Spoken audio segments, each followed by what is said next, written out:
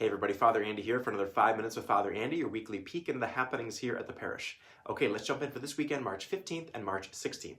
So we have come to the second Sunday of Lent already, and our readings for Mass focus our attention on God's activity to liberate us from slavery to sin. So, in the book of Genesis, we hear about how God established a covenant, a kinship relationship between himself and Abram.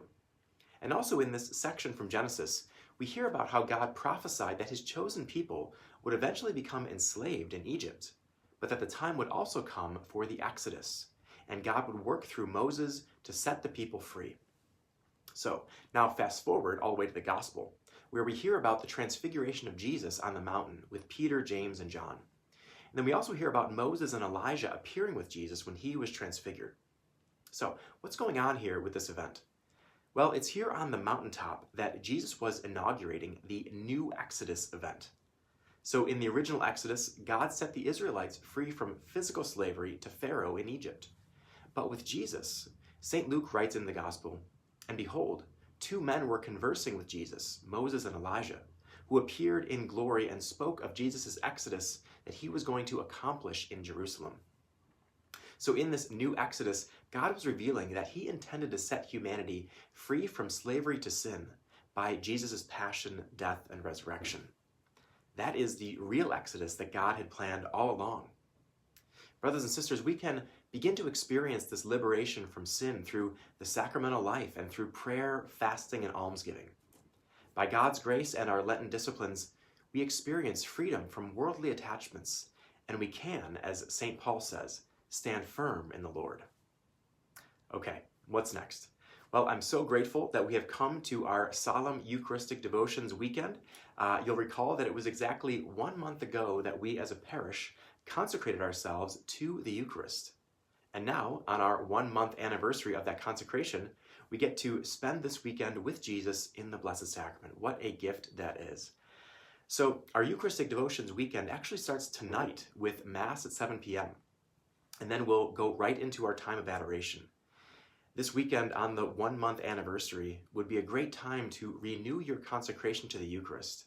You can pray the consecration prayer more than once. It would be a great time to pray it this weekend. This is a great time, or a great way, to keep your daily devotion alive in your daily life. So I look forward to praying with all of you tonight at Mass and all throughout this weekend.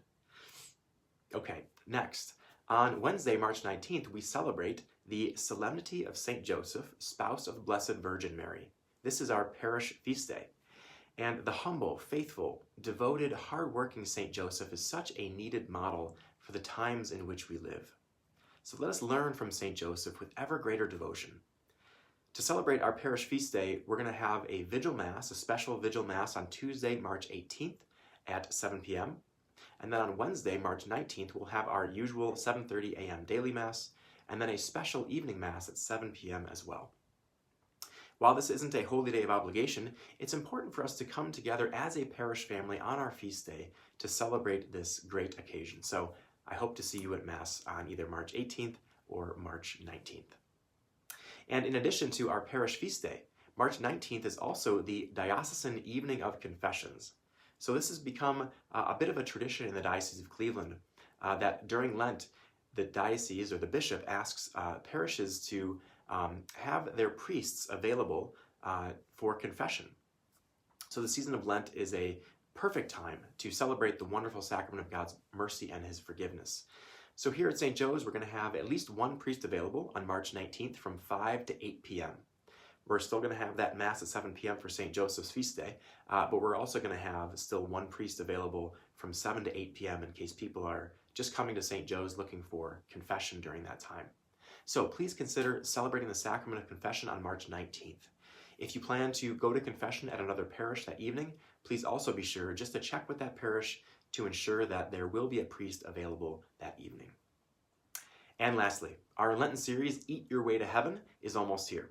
So what will night 3, March 26th, what's that going to be like?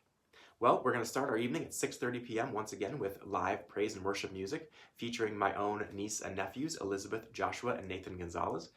Then at 7 p.m., we're going to have our final talk on what it means to transform the world by the power of the Eucharist.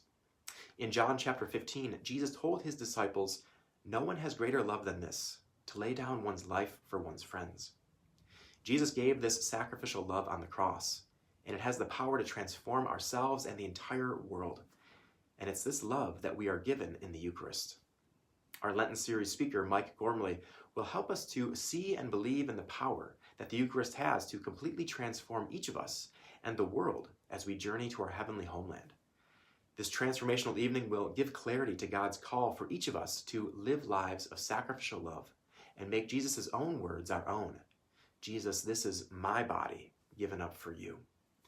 So be sure to join us all 3 nights, March 24th, 25th, and 26th. And all are welcome, no charge to enter. Mark your calendars now. Okay, that's it for this weekend. Please know of my continued prayers for you, and I will see you at Mass. St. Joseph, patron of the afflicted, pray for us. God bless.